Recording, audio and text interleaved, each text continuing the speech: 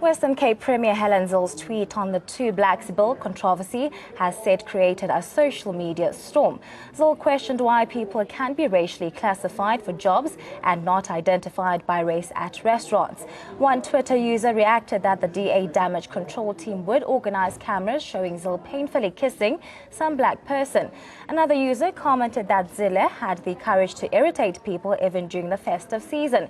Zille's tweets has been seen deleted. Zille is not new to Twitter debates about race and Cape Town. She once had a heated exchange with musician Simpiwe Dana over the city's racist image. Now, joining us for more on that story is socialist Kenny Kunene. Kenny, welcome to Newsroom and thank you so much for joining us. Now, what is your first reaction to Helen Zille's tweet?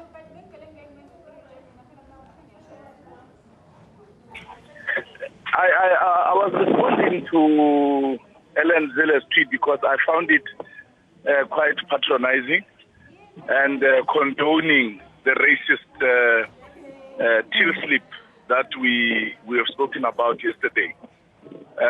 In fact, she was basically saying there is nothing wrong with identifying people by race when you sit them at a restaurant, because people are identified by race when they apply for jobs. And it is not the same, you know. And I just felt that that was, you know, that blonde moment where the little racist that is still left in her maybe showed its tail and actually compromised her, because she later deleted that tweet, which means she realized that the tweet that she sent out was condoning racism, hence it was racist itself. Then she deleted it. And I was asking her, why did she delete that tweet? Now, given the furore over the Black Bill, was it the right way to actually respond from the Cape Town mayor? Was it actually correct for Helen Zille to handle this matter in that way? It was absolutely wrong. For me, as a political leader, to trivialize racism like that. In fact, the first tweet I sent to her was, it's very interesting how she never responds to racism with the same passion that she does when she responds to corruption. She never answered my tweet. And then we saw this tweet that she sent out. And fortunately, we screen-matched it before she could delete it. And the reason I posted it was when I realized that she deleted it. You don't delete anything that you believe in, that you think is right. So Helen Zille's racist tendencies took the better of her this time, and she became open about it. And that's what is happening. The DA, whenever there's racist attacks on black people, the DA never responds. They are always quiet. You will never hear a single word out of Maimani's mouth. Him being the political leader of the DA, which simply means that he is not running the show. And Helen Zille is, and some of those who are following me on Twitter and who are following Helen Zille even tagged Maimani and said, "What are your thoughts on this particular issue?" You see, but Maimani never responded. So, what type of a political leader does not respond to an issue that insults him? Because when black people are insulted through racist comments and racist statements, Maimani is part of that attack. So why is he not defending himself and other black people? So he is a garden boy, so he cannot respond to the attacks of the madams and the sirs in the Western Cape, who are very racist. Well, Kenny, thank you so much for joining us, and thank you for your input on that specific story. Also joining us on the... I just want to put it on record that I have made it my mission, because I see even the ANC, the EFF, and all these political organizations do not deal with the issue of racism as much as it should. So as a social activist, one of my issues is to make sure that I respond to any racist attacks on black people. And we are going to petition the Minister of Justice and Parliament to criminalize racism, because that is the only way that will be able to deal with it seriously.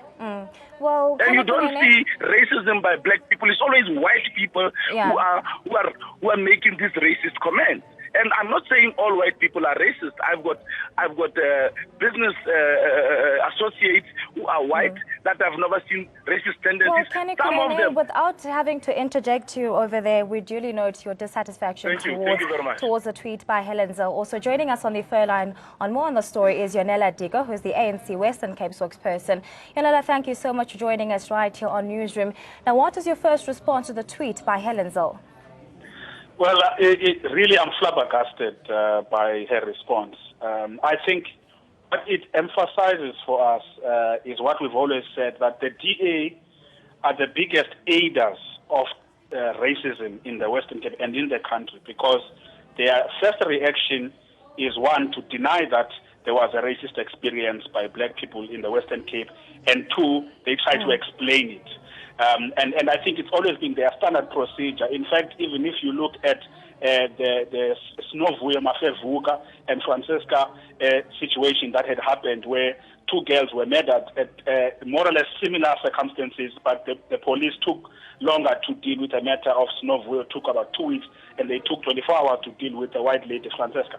And Helen Zille, again there, tried to justify why that had happened, instead of actually acknowledging these kinds of uneven responses with the terrible experiences of black people. But I think what's important for me is that let's isolate Helen Zille, really, because with her responses are typically personal, and they are hers.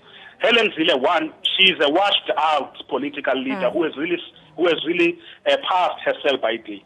So I think we need to isolate her. And secondly, she has shown that she doesn't really comprehend racism. She doesn't really comprehend the experiences that black people have and the history that they have in this country. So I think on this particular issue, we need to isolate Helen Zille, one, as a racist, and two, as a washed-out political leader, really, who's no longer relevant.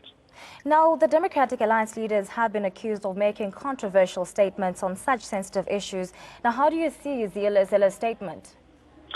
Falls right into it. What it does is that, if you remember, you had Kola who came in, get a little bit suspended, then comes back into her job. Now you've got the last one was the DA councillor, Ward 54, again making a racial statement. What it means is that there is no hope for retribution. There's no hope for these people to be dealt with according to what they deserve if their leader at the head holds these particular views about black experiences. So there is certainly no hope. So what's important is that as much as we've been calling for the bill in Parliament to be passed quickly to criminalize racism, we think that the only way to deal with racists within the DA is for institutions outside the DA to deal with these racist tendencies, because within the DA there is no hope, there is no capacity, there is no willingness to actually appreciate that there is racism within their ranks. Yeah, and when something of this sort of nature actually surfaces, would you say it's actually correct for a person who holds an important administrative position to make such utterances? Yeah, no, it's unfortunate, really, because Helen Zille remains a premier of this province. But I think Helen Zille is almost like a Donald Trump. You know, she is unable to comprehend the calamitous consequences of the things she says, the things she does, given the position that she holds. She's just incapable of appreciating that there is certain responsibilities. You first think before you speak. It's just a basic requirement of leadership. So I think really we can't wait for Helen Zille to finish her term and get out of this province. Really, she has been a force for evil on the latter part of her. And now, before I let you go, it's actually the festive season, and by making such statements, do you feel that tensions may rise due to such statements, which can be termed offensive? They may, but I think what we always need to appreciate is that we are all standard bearers of non-racialism in this country. You know, I think every individual, every legal act of kindness, every legal act of pushing forward the frontiers of a more united country, it's a burden of every individual. So in as much as we hate that a person who holds such a position. But South Africans are not stupid. South Africans, they are not dumb. You will have one or two people who think that they support what Helen Zille is saying, but in the main, I think most South Africans, they are willing to do that little act at home, that little act at work, to show that we are a country that's moving forward. So that's why I'm saying that Helen Zille must be isolated. She must be dealt with as this individual that is incapable of comprehending the history of this country and the context of black experience within the rhetoric that keeps happening within this. So let's isolate her and deal with her accordingly. Well, Mr. Diko, thank you so much for joining us right here on Newsroom, and thank you for your time. Well, that was ANC Western Cape spokesperson Yonela Diko, and earlier on, Mr. Kenny Kunene, who's a sociologist, speaking more on the latest Helen Zille's tweet, which she allegedly deleted on the racism incident at the Bungalow restaurant in Cape Town.